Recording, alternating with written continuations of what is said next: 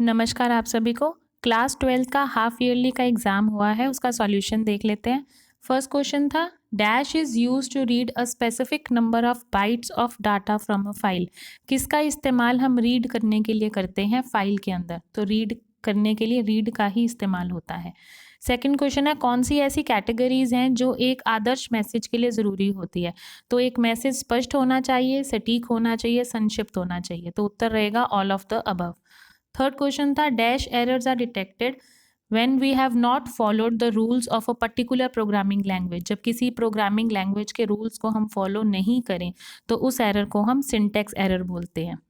Fourth question a dash is an organise collection of data. किसे हम एक organise collection बोलते हैं? डाटाबेस को। फिफ्थ क्वेश्चन है dash is a default alignment of a number in a cell. मतलब आप जब स्प्रेडशीट में सेल में एक नंबर को एंटर करते हो तो बाय डिफॉल्ट वो नंबर किस साइड पे आता है? तो वो राइट साइड पे आता है।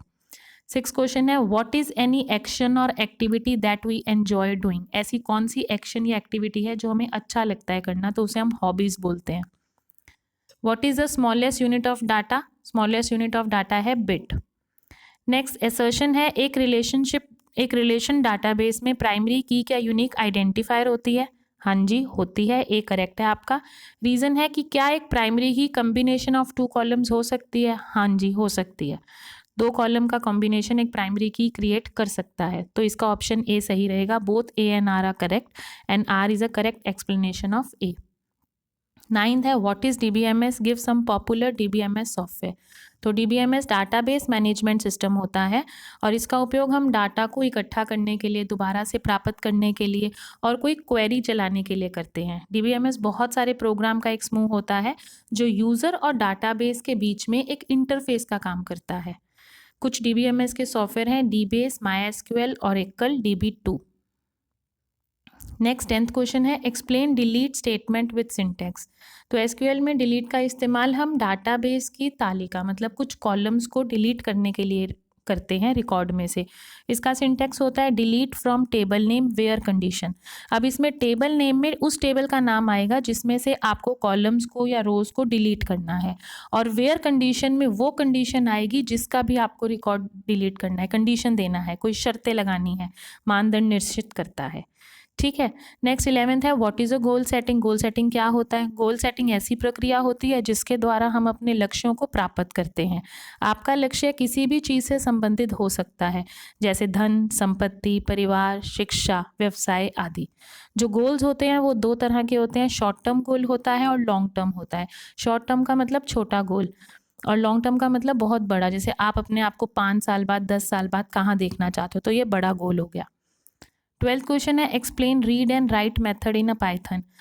आपको फाइल में अगर कुछ भी रीड करना हो, राइट करना हो या अपडेट करना हो तो उसके पहले आपको फाइल को ओपन करना पड़ता है। तो ओपन का सिंटैक्स होता है ओपन, फाइल नेम और मोड। मोड के अंदर आप बताते हो कि आपको उसको रीड करना है या राइट करना है। अगर आप रीड चूज करते हो आर तो उसका मतलब होता है कि उस फाइल को सिर्फ रीड किया जा सकता है, उसमें आप कुछ लिख नहीं सकते। और अगर वो फाइल आपको रीड करने के लिए नहीं मिलती तो सिस्टम एक एरर जनरेट कर देता है। राइट में आप फाइल में कुछ ना कुछ राइट कर सकते हो, उसे अपडेट कर सकते हो। नेक्स्ट क्वेश्चन है how spreadsheet is protected using password. ये आपको एम्प्लॉयबिलिटी से आया हुआ है। पासवर्ड का उपयोग करके हम अपनी स्प्रेडशीट की सुरक्षा करते हैं। ठीक, पहला मेन्यू बार से टूल्स पर क्लिक करते हैं और प्रोटेक्ट स्प्रेडशीट को चुनते हैं। सेकेंड पॉइंट है प्रोटेक्ट डॉक्यूमेंट का। जब भी हम प्रोटेक्ट को चुनेंगे तो उसका डायलॉग बॉक्स इमेज में आ जाएगा, उसमें हमें पासवर्ड का ऑप्शन मिलेगा, हम उसमें पासवर्ड को टाइप कर देंगे और फिर से हम कंफर्म करेंगे। हमेशा 2 बार पासवर्ड मांगा जाता है। ठीक, उसी सेम पासवर्ड को आप दोबारा से लिखोगे और ओके पर क्लिक कर दोगे तो आपकी जो फाइल है उस पर एक पासवर्ड सेट हो जाएगा, वो बिना पासवर्ड के ओपन नहीं होगी। नेक्स्ट है आपका 14th क्वेश्चन 5 मार्क्स के लिए एक्सप्लेन डिफरेंट कीज तो इन रिलेशनल डाटाबेस। बहुत इंपॉर्टेंट क्वेश्चन है बोर्ड एग्जाम्स के लिए भी। तो इसके अंदर पहली होती है हमारी प्राइमरी की, ये एक यूनिक रिकॉर्ड करती है, इसमें जो वैल्यूज़ हैं वो कभी बदलती नहीं है, कोई भी वैल्यू नल नहीं होती, उसे हम प्राइमरी कीज़ बोलते हैं। इसमें एक कॉलम भी हम सेलेक्ट कर सकते हैं, कॉम्बिनेशन ऑफ कॉलम्स भी सेलेक्ट करके उसे प्राइमरी की बना सकते हैं। नेक्स्ट है आपकी फॉरेन की। फॉरेन की 2 टेबल्स के डाटा के माध्यम से लिंक होती है, इसे रेफरेंस की भी बोलते हैं। ठीक है, इसमें जब किसी एक टेबल का एट्रीब्यूट किसी दूसरे टेबल की प्राइमरी की हो तो पहले टेबल के लिए ये फॉरेन की होती है। नेक्स्ट है आपकी कॉम्पोजिट की। जब कोई भी प्राइमरी की बहुत सारे एट्रीब्यूट से मिलकर बनी होती है तो हम उसे कॉम्पोजिट की कहते हैं। अगला है आपका कैंडिडेट की। टेबल की सभी फील्ड वैल्यूज़ जो प्राइमरी की होने के योग्य हैं वो उस टेबल के लिए कैंडिडेट कीज़ होती हैं। लास्ट है आपकी ऑल्टरनेट कीज़। कैंडिडेट की में से किसी एक को हम प्राइमरी की बना देते हैं और जो बाकी बच जाती है वो हमारी ऑल्टरनेट कीज़ कहलाती है। इसी में ही ऑप्शन में था explain select statement and alter statement. तो सेलेक्ट स्टेटमेंट क्या होता है, हम इसका उपयोग डाटाबेस में कुछ कंडीशंस के आधार पर एक या एक से अधिक टेबल से सूचना प्राप्त करने के लिए करते हैं। सेलेक्ट के साथ हम कंडीशंस लगा सकते हैं from, where, order by, group by, having. ठीक, सिंटैक्स देख लीजिए, जैसे मैंने किया select, column 1 column 2 from table का नाम आएगा और वेयर के साथ कंडीशन आ जाएगी। अब इसमें आप स्टार का इस्तेमाल करके पूरी फील्ड को सिलेक्ट कर सकते हो, जितना भी डाटा है सारा सेलेक्ट हो जाता है। तो जब मैंने लिखा select star from employee where department equals to marketing, उन्हीं सभी एम्प्लॉयज़ वाले टेबल, एम्प्लॉय जो यहाँ पे है ये टेबल का नाम है, ठीक, और डिपार्टमेंट इक्वल्स टू मार्केटिंग लिखा तो वो कंडीशन है। तो एम्प्लॉय टेबल में जिसका डिपार्टमेंट मार्केटिंग है उस सारे का डाटा सेलेक्ट हो जाएगा। नेक्स्ट है आपकी ऑल्टर स्टेटमेंट। ऑल्टर स्टेटमेंट का यूज़ करके आप अपने टेबल में नए कॉलम्स को ऐड कर सकते हो या उसे रिमूव कर सकते हो, जिसे हम डिलीट भी बोलते हैं।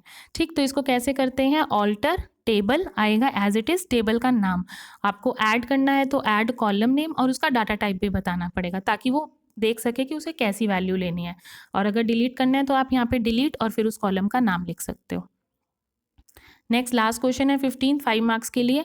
इसमें था right comparison between file system and DBMS.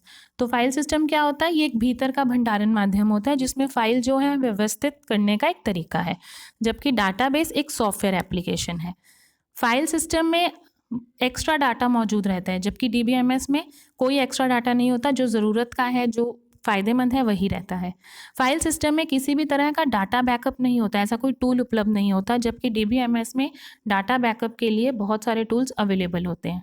File system में कम सुरक्षा प्रदान होती है एज़ कम्पेयर टू डीबीएमएस में आपकी सुरक्षा ज़्यादा होती है। ये 4th पॉइंट और 5th पॉइंट शायद रिपीट हो गया, आप इसको चेंज कर सकते हो, इसमें आप ज़्यादा सुरक्षा लिखोगे। 5th क्वेश्चन में लिखा हुआ 5th में लिखा हुआ है यह कम खर्चीला होता है। फाइल सिस्टम बहुत इजी होता है मेंटेन करने के लिए, जबकि जो डीबीएमएस है उसमें लागत बहुत लगती है। फाइल सिस्टम के उदाहरण हो सकते हैं जैसे डॉक की फाइल, कोई सिस्टम की फाइल है जैसे EXE से होती है, इमेज फाइल, टेक्स्ट फाइल। ऐसे ही जो डीबीएमएस है वो एक सॉफ्टवेयर एप्लीकेशंस हैं, तो ये ओरेकल, SQL सर्वर जैसे हो सकते हैं।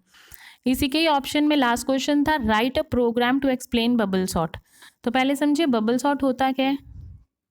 बबल सॉर्ट एक सॉर्टिंग एल्गोरिथम होता है जिसमें सारे एलिमेंट्स को सॉर्ट किया जाता है, मतलब छोटे से बड़े में रखा जाता है। ठीक, अब इस एल्गोरिथम में बार बार लिस्ट को स्कैन करना पड़ता है, मतलब 2 एलिमेंट्स को स्कैन करते हैं, अगर उन दोनों में से जो दूसरा एलिमेंट है वो छोटा है तो वो आगे आ जाएगा, जिसे स्वैपिंग बोलते हैं। बाकी सारी जो लिस्ट है वो एज इट इज़ रहेगी, और इस सब को हम तब तक दोहराते हैं जब तक हमारी पूरी लिस्ट सॉर्ट नहीं हो जाती। अब प्रोग्राम लिखें तो क्या लिखेंगे, हम एक सूची लेंगे जिसे हमको सॉर्ट करना है। दूसरा, हम प्रत्येक एलिमेंट का एक लूप लेंगे। n एलिमेंट्स हैं, सपोज 1 to n एलिमेंट्स हैं, तो उस लूप को 0 से n-1 तक चलाएंगे। 0 लिया है इसलिए n-1 लिया है, 1 लेते तो n तक चलाते। एक दूसरे लूप का फिर से उपयोग करेंगे जो पहले लूप के पहले एलिमेंट से लास्ट एलिमेंट तक चलेगा। अब इस लूप में हम सॉर्टेड डाटा को रखेंगे। ठीक, फिर इफ स्टेटमेंट का इस्तेमाल करके दोनों एलिमेंट्स की तुलना करेंगे। अगर पहला एलिमेंट दूसरे से बड़ा है तो उसे स्वैप कर देंगे, और 5th स्टेप को तब तक दोहराएंगे जब तक हमारी जो पूरी की पूरी सूची है वो आपकी सॉर्ट नहीं हो जाए। अब एग्जाम्पल से समझिए, जैसे मैंने एक लिस्ट लिया 5 2 9 1 5 6, तो इसमें एलिमेंट्स कितने थे, 6। अब इन 6 एलिमेंट्स को आप कैसे करोगे, पहले स्टेप में आपने किया, आपके पास था 5 2 9 1 5 6, तो सिर्फ पहले 2 को आप देखोगे। अब इसमें 2 जो 2 नंबर है वो छोटा है तो ये स्वैप हो जाएगा। देखिए अब इसमें 2 पहले आ गया, फिर 5, बाकी की पूरी लिस्ट एज इट इज़ रहेगी। नेक्स्ट ऐसे ही फिर अब 2 5 9 1 हो गया, अब 2 5 तो सॉर्ट हो गया, तो अब 9 1 देखिए इसमें 1 छोटा है, 1 9 से छोटा है, तो अब यहाँ पे 1 आ जाएगा, 1 9 5 6, बाकी की बारी लिस्ट सेम रहेगी। 3rd स्टेप देखिए, इसको एज इट इज़ हमने किया। अब 2 5 सही था, 2 सही है, 5 भी सही है। अब 5 और 1 में जब हमने देखा तो 1 हमारा छोटा था, तो वो 5 से पहले आना चाहिए।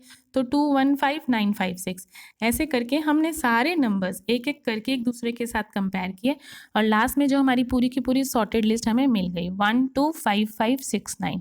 तो इसे हम बबल सॉर्ट बोलते हैं। अब ये जो सूची है वो क्रमबद्ध हो गई है। तो उम्मीद है आपको ये समझ आया होगा। आप इस वीडियो से अपनी नोटबुक्स में इन क्वेश्चंस को नोट डाउन कर सकते हो। हमारे पास एज इट इज़ ये नया सिलेबस है, तो कुछ प्रीवियस ईयर पेपर्स नहीं है, तो बोर्ड एग्जाम्स में यही क्वेश्चन रिपीट होने के चांसेस हैं। उम्मीद है आपको वीडियो पसंद आई होगी। धन्यवाद।